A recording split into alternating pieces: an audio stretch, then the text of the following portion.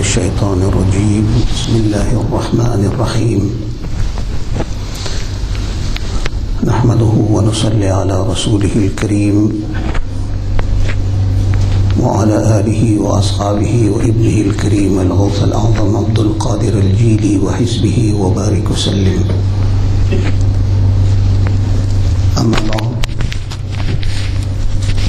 وقال الله سبحانه وتعالى في قرآنه العظيم وخطابه القديم: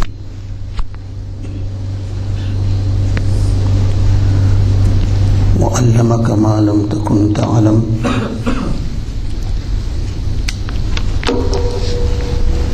صدق الله المولانا العظيم وصدق رسوله النبي الحبيب الكريم ونحن على ذلك لمن الشاهدين والشاكرين والحمد لله رب العالمين. ويقول الله سبحانه وتعالى في شان حبيبه الكريم: إن الله وملائكته يصلون على النبي يا أيها الذين آمنوا صلوا عليه وسلموا تسليما. اللهم صل على سيدنا ومولانا محمد وعلى آل سيدنا ومولانا محمد معدن الجود والكرم وآله الكرام وابنه الكريم وبارك وسلم. جماعة المسلمين، السلام عليكم ورحمة الله وبركاته.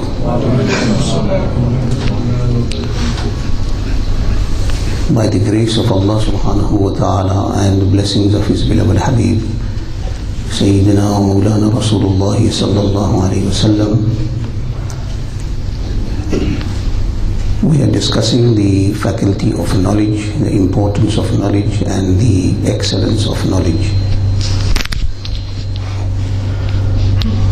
This series of talks has ended last week, which was to be continued today, inshaAllah ta'ala. So we were discussing the hadith of Sayyida Aisha Siddiqa radiyallahu ta'ala anha, who asked the beloved Nabi sallallahu alayhi wa sallam on the clear night when all the stars were visible, that who is that fortunate person whose good deeds are as much as the stars in the skies. We discussed the extent of the knowledge of the beloved Habib sallallahu alaihi wasallam as to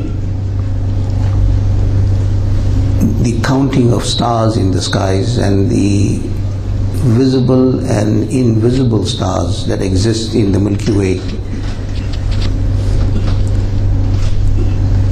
that the knowledge of the beloved Nabi sallallahu alaihi wasallam encompasses every single atom in the universe. And when Rasulullah sallallahu alaihi wasallam said to Aisha Siddiqa radiyallahu ta'ala, do you know who is that fortunate person? Then thinking that the beloved Nabi sallallahu alaihi wasallam, his attendance and his service, her father was the closest. Sayyidina Abu Bakr as-Siddiq radiyallahu anhu was the closest Sahaba in the service of the beloved Nabi sallallahu alaihi wasallam. Even in the migration, he is the one that by the ordinance of Allah subhanahu wa ta'ala was selected, and he accompanied the Nabi sallallahu alaihi wasallam in the night of Mi'raj, in the night of migration. So she said that it could be my father, and the Nabi sallallahu alaihi wasallam says, it's not your father, whose good deeds are equivalent to the number of stars in the skies. And she was surprised as to somebody has now superseded the status and closeness and the excellence of her father, who she had regarded as the most excellent of all Sahabas. And it is the consensus of the Ummah and in a basic Islamic belief that Afdalul Bashar Ba'd al-Anbiya Sayyidina Abu Bakr as-Siddiq radiyallahu anhu, the highest ranking personality in the world in the human race after a prophet is the status and station of Sayyidina Abu Bakr as-Siddiq radiallahu anhu. So she asked, Ya Rasulullah, then if it's not my father, who is it? Then Sayyidina Rasulullah sallallahu alaihi wasallam replied, it's Sayyidina Umar. It is Umar whose deeds, whose good deeds are equivalent to the stars, amount of stars in the sky. And every child, it is a natural built-in instinct in the heart of a child that always regards its own father as the best of fathers. It is a natural instinct. It is an embedded thing that every child will say, my father is the best father. So that kicked in at that time when the beloved Nabi sallallahu alayhi wasallam said that no, it is Umar whose good deeds are so much. ये तकाज़ा बशरी है कि हर बच्चा अपने बाप को सबसे आला व अफजल और अच्छा समझता है. तो जब हुजूर सल्लल्लाहु अलैहि वसल्लम ने सैयदा आयशा सिद्दीक़ा रज़ियल्लाहु ताला अन्हा से फरमाया कि नहीं, आपके बाप नहीं है जिनकी अच्छे आमाल, नेक आमाल उतने हैं जितने के सितारे आसमान में है. हुजूर ने फरमाया नहीं, आपके बाप नहीं है बल्कि वो उमर है. So said, Ya Rasulullah sallallahu alaihi wasallam said, what about my father? If Sayyidina Umar radiallahu ta'ala's status is so high, that his deeds are so much, immeasurable to an extent, यानी जिसका कोई हदी नहीं है, it's immeasurable, that if Sayyidina Umar's good deeds is equivalent to the amount of stars in the sky, then what about my father? उनके कितने आमाल अच्छे हैं.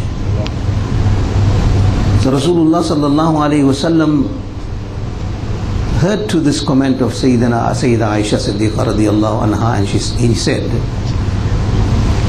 oh Aisha, the one good deed of your father, the one good deed of accompanying me on the night of Hijrah is more excellent than all the good deeds of Umar.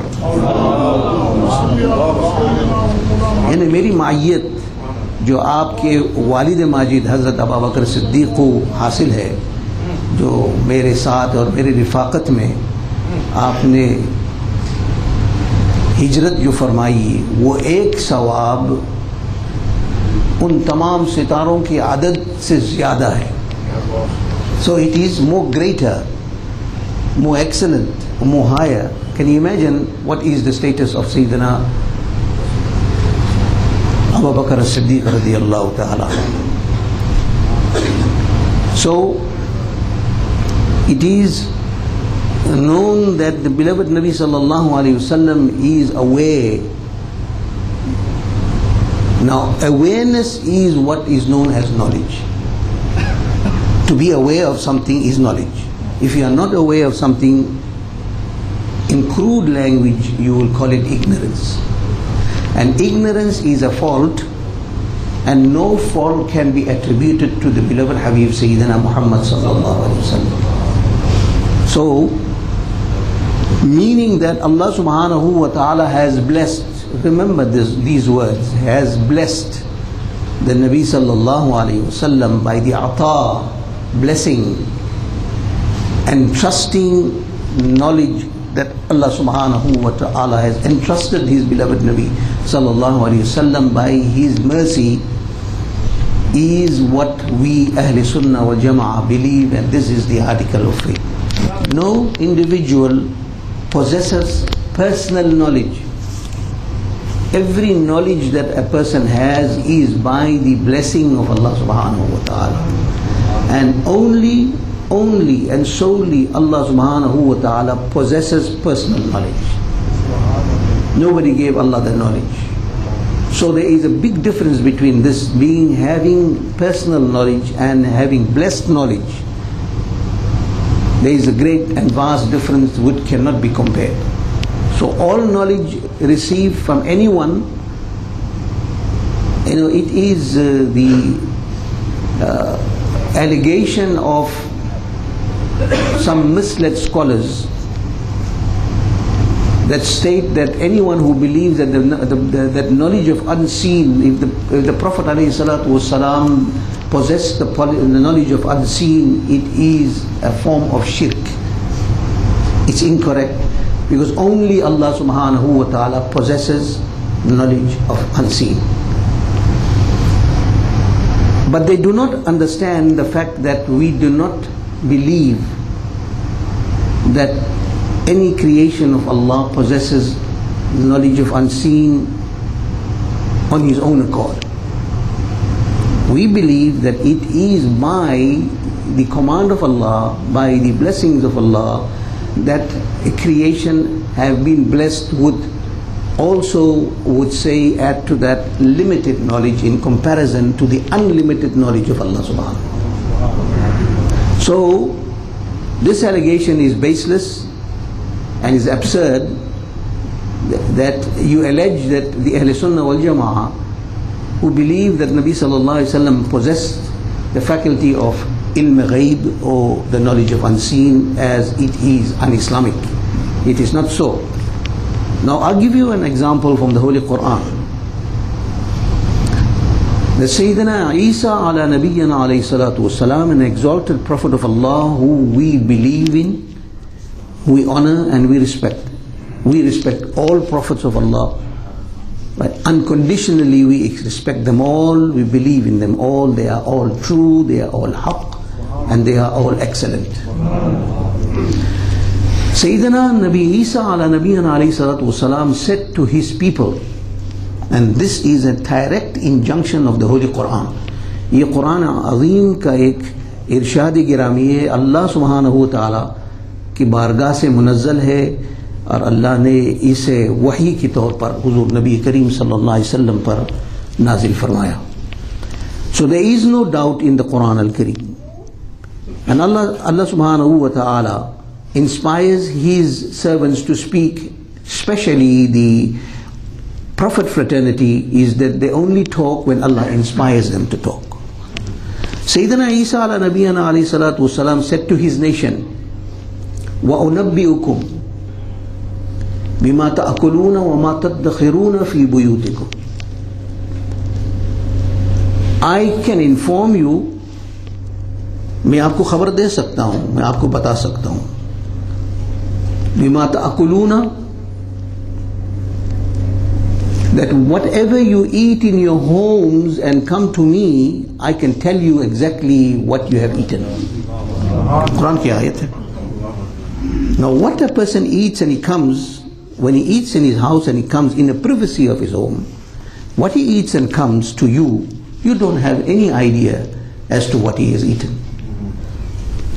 But the power of knowledge, you see, whether it is perception